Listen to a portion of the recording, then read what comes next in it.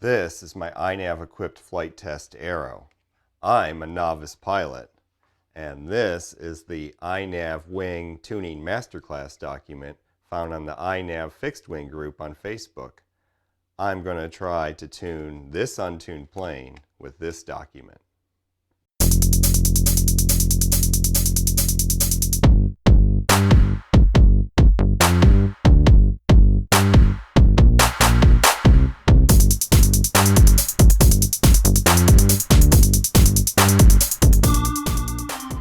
Here we are at the flying field. My original intention for this flight was to go through step 1 of the iNav Wing Tuning Masterclass found on the iNav Fixed Wing group on Facebook. And today was a perfect day to fly, about 17 degrees Celsius and no wind, maybe 4 miles an hour puffs every so often from the south. I joined the iNav Fixed Wing group recently and have been reading the very informative documents that can be downloaded from the group. These pages are filled with information that you cannot find in the iNav wiki, and I spent a lot of time reading that wiki, setting up my 2 flight test builds. While the documents in this set are focused on setting up your plane mostly, or at least some of them are, I've already done that from these builds before finding the Facebook group. So I need to focus on tuning my builds before going any further, and the Tuning Masterclass document is the perfect guide for this process. I started by reading the document through a couple of times and then typed out a summary of the steps I classified as step 1. I'll go over that in a bit. Before leaving for the flying field, though, I needed to make a few adjustments to the auto launch settings and the OSD, so let's take a break to show that. Go over to iNav and click on Connect.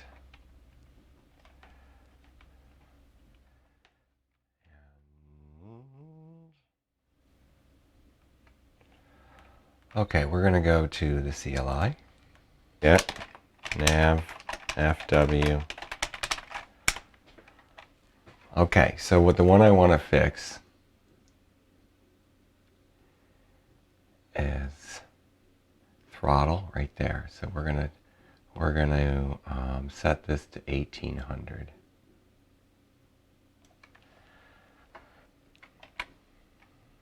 Set equals 1800. Enter. Then we're going to set the time out to 15 seconds. Right now it's 10. I know that seems like a long time, but that gives me time. We'll set it to 12 seconds. Now we'll set it to 15 seconds. Set equals 15,000. And then I'm also going to increase the climb angle a little bit. So this one. So we're going to go here, and we're going to say set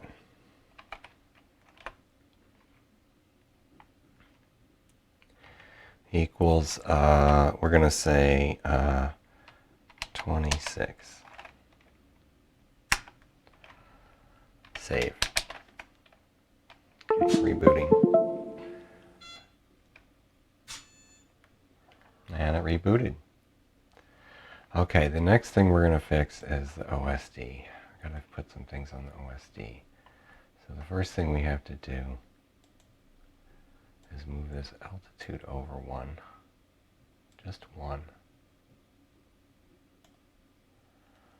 Like that. And I think I want to get rid of, I want that and not that one. So this one will be moved over here. Okay, and then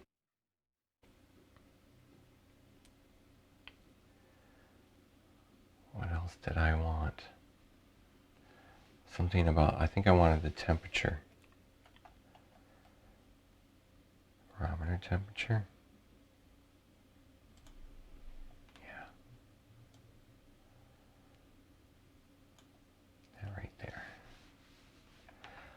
And then I want to get rid of, is it not the heading graph, it's the horizon sidebars? Yeah. I don't want those in the picture anymore. Keep the artificial horizon. Maybe not crosshairs. What's that? Oh, and then you have to pick the crosshair and the CLI.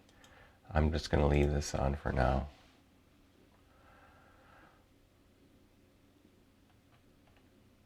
Okay. That's it. Those are the changes I wanted to make for now. When we get to the next step of the tuning masterclass, we will have to add some more things, but right now we're just going to get the roll rate, and we have the pitch and roll axis or degrees here. Oh, the other thing I wanted to do was go to configuration and up this to 5 degrees and see if that makes a difference with the auto levels. I know according to the masterclass I'm not supposed to do that till the end, so I need to probably think about changing that whole plan. But for now, for today, for just doing the rolls, the very first step, we're going to stick with it. Stick with the 5 degrees pitch angle. Okay, we're going to disconnect that and disconnect that. And she's ready to fly. As I said, I planned for the flight by typing out my own version of step 1 of the tuning document, which I classified as the first 2 sections of phase 1, mainly the second part, determine the physical limits of the plane, on page 4 of the document, which was written by the 2 admins of the Facebook group, Mark Hoffman and Steve Schlesinger. I think we're ready to launch, so I think we should see how the changes I made earlier work, which is the increased climb angle and the increased time to keep flying and the increased throttle setting. Let's go.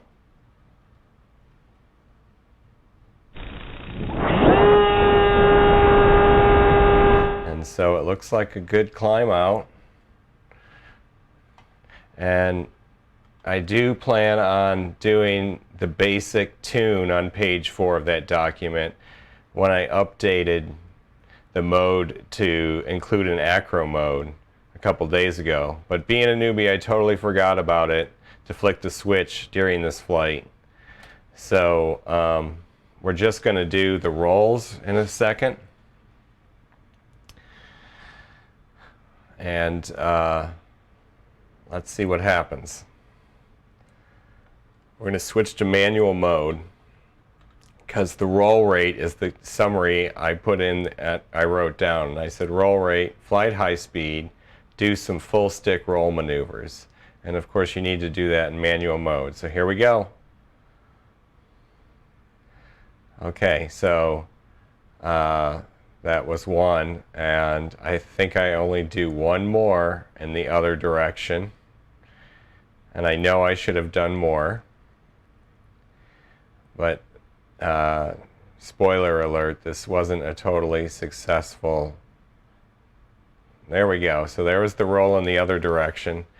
And now it's to the pitch rate. We need to do the pitch rate, which is angled down 45 degrees, high speed, pull up. See, that didn't work. I pulled straight back. I swear I pulled straight back. And it didn't roll. It didn't loop. It rolled. And I'm not sure exactly what happened and what my problem is, and I'm going to try it again. But I got a little scared after that, so I switched it into horizon mode, as you can see. And that was the end of my attempt to follow the first part of what I wrote down. So I wrote down 3 things. I wrote down from the first section of the document that I wanted to follow on page 4 and at the top of page 5, which is do the roll rate, which is fly level at high speed and then do full stick maneuvers. Okay, check. We did that. I should have done more, but we did 2 of them. And we have the OSD, so I can do the calculations that's specified there on the roll rate, and we will do that. And the pitch rate, I wrote down fly level and at high speed, and then a short dive with about 45 degrees nose down, then quickly pull up to do a loop. And that's what happened. You saw what happened. I did another roll. It ended up being another roll. So I pulled straight back, or I thought, and it ended up rolling. So I need to look at that, and I didn't test it anymore or try anymore on this flight to do that. I think while I've been rambling on, I did the full throttle thing. And I'm not sure. The third part of the thing, after the pitch rate, the third part of the document would be to do the stall speed. And it didn't accomplish that. So instead of step 1 of this, following this document, I would call this step 0, which is, step 0 for me would be my first kind of making a plan to actually try to tune a plane like this and trying to execute the plan. Now, I failed at it mostly, but I did accomplish several things that I also set out to accomplish. So I wanted to test the maximum time that I was going to fly. And I did, well, not the maximum time. I wanted to fly to 3.5 volts per cell. And we did that, and I think the flight ends up being about 20 minutes. So we flew to 3.5 volts per cell. I needed to test the 3D cruise mode, which is, you can see we're doing that here. And I wanted to get a feel for what it's like to steer it around in 3D cruise mode. I also wanted to test the changes in the OSD, so I could see the auto throttle, for example, that you can see now. I failed to do all the things in the OSD. So for example, after the last video I posted to YouTube, the last narrated flight video, there was Steve Schlesinger commented on the disappearing altitude and told me that it was because of the alarms. And I failed to actually fix that on this flight. So we still have the alarm situation, which I think accounts for the disappearance of both the time and the altitude at some points, and the voltage up above. Strangely, it doesn't disappear in this side view necessarily, which, by the way, I love the side view, and I like the switching back and forth and the idea that I can just cruise out like this and look out the side. I should have gone out further on this trip too, but this was a lunchtime trip. That was another thing I wanted to accomplish, was see if I could take off from work at lunch with a plane with 1 battery and on a calm day like this and accomplish a task. So that scared me there, the video going out. So I turned and started heading towards, eventually heading back towards where I am, home base. There's a view of the Blue River again. Slowly going towards the east and south. Okay, so We're testing out the 3D cruise mode, I think, yes, and we're just still getting a feel for it. And I'm trying to gain confidence that it's not going to stall. I'm a little leery of the throttle and whether the cruise, but we're going 50 kilometers ground speed, and again, there's little wind, so I wanted to catch that side view of the river. So the other things I wanted to accomplish were, again, I didn't accomplish testing the acro or air mode, or acro mode with air mode on top of it, I guess is called. And again, I didn't fix the alarms, so I need to do that.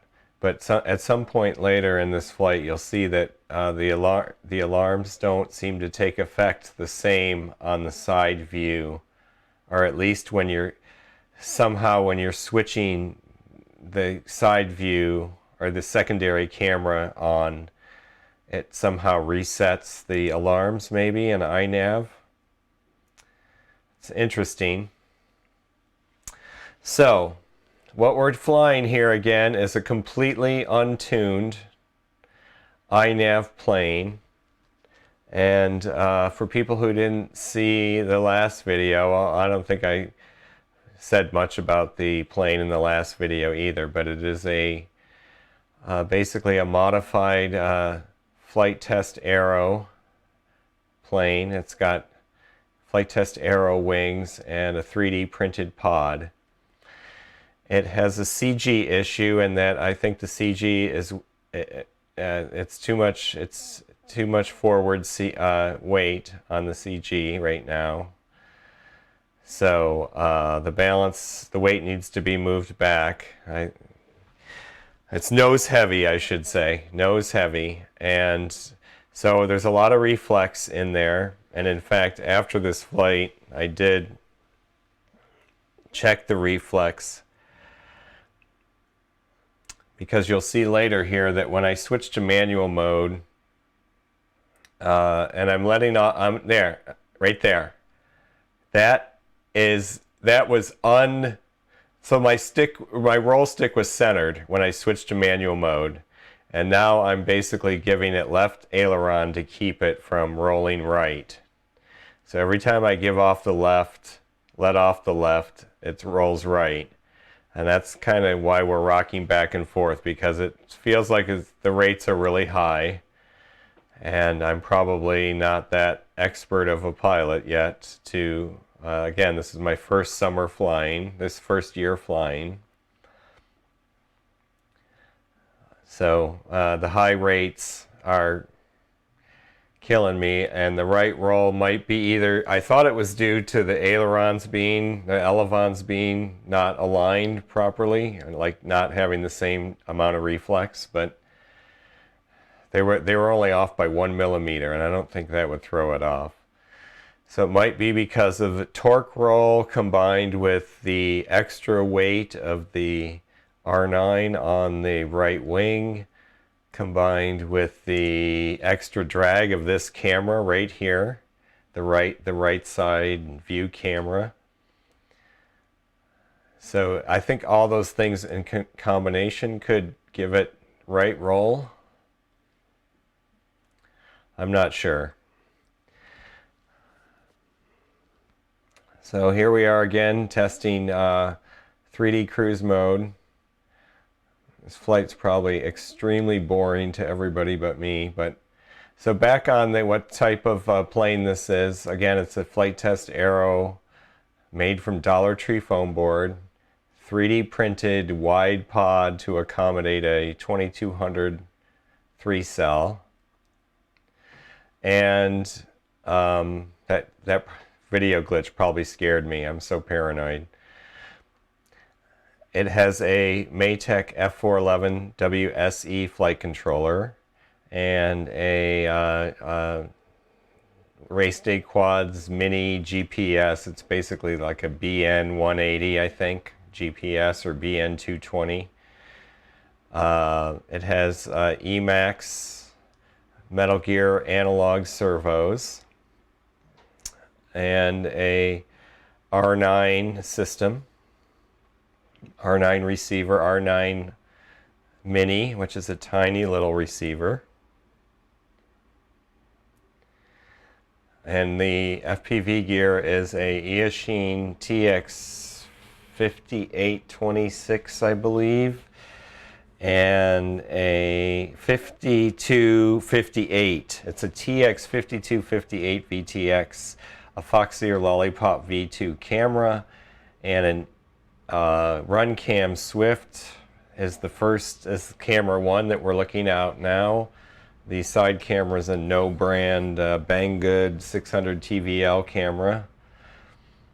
The plane is also equipped with WS2812 LEDs that are controlled by the flight controller, just 4 of them, 4 individual ones. Here we're looking out the, checking out the loiter mode. That is a combination of altitude hold and position hold. And I just call it loiter mode. And when you combine those two together, you've got this hold mode. It will circle a predefined radius that you can set with the setting. I can't remember exactly what I have it set at. I think it's the default.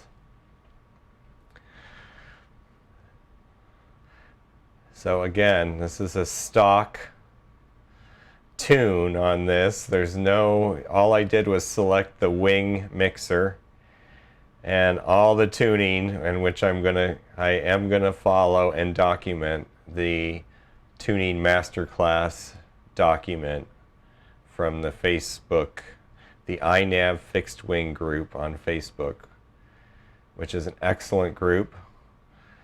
The link will be below, of course, and it's an excellent resource, and I'm sorry that I found it so late. I mean, so late being, this is probably my iNav flight number. I think it's number 6. So the 6th flight in an iNav equipped plane, and I have 2 iNav equipped planes. This one has had a lot more time than the other one, which I won't discuss now because that'll start a ramble. So I think we've lost our time because I need to extend the timer warning. Apparently, I need to check all those things, and we just lost our altitude. So the warnings I still need to fix. That's what's making those things disappear. Thank you, Steve Schlesinger, for helping with that. We're going to check out the cruise mode once again. It's really just a beautiful day out here. And I don't have really much else to say except I'm really lucky I can leave work, drive to this flying spot. See, there the warnings have reappeared and they're flashing. So something about changing the camera, and there comes the low hum, which hopefully I won't interfere with this narration, but there's some low hum coming in, and I think it's not a vibration but some kind of electronic noise. It just comes in every so often. So again, we switch to the front view, and those pieces of OSD have disappeared, the time and the altitude, because of the warnings. But when we switch to the side camera, they're flashing. So that's a very interesting, I don't know, wouldn't call that a bug. It's probably just a weird, unthought of occurrence in the code. And actually, it's a good thing that I can get it back if I want it, if you made a mistake like I made. Okay, so I think that now we are actually approaching the time when I'm going to land the plane. So I'm probably fly around in circles a little bit trying to figure out how to land. I end up landing with the wind at my back. I'm pretty sure that's one of my problems with my landing, but it's not such a terrible landing, I don't think. But I'm not a proficient pilot, for sure, especially at landing FPV. It's harder than you think. It's hard to judge your airspeed and your altitude from the FPV camera a lot. I love the side view. I just love the side view. I don't think I'll ever get over loving the side view. So there, we can see the time, 17 minutes. And we're at 3.56 volts. So I'm pretty happy with the flight time. Considering that basically with this 3D printed pod, it's so heavy. It's a flying brick practically. It doesn't have much of a glide.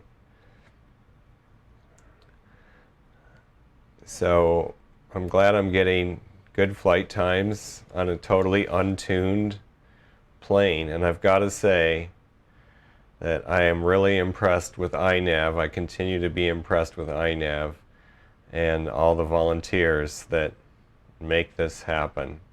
Now I think I go around for one more turn.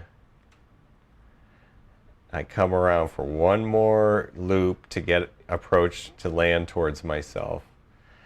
So another one of the goals, and the last goal I would say, was to land in close proximity to where I was sitting in a nice controlled fashion, of course. So I did another circle. So I am desperately trying to figure out at this point how to get over and approach a landing. And a few times I think I've just confused myself as to how much altitude I had, how much speed I had. You need to get those things right for your landing, of course.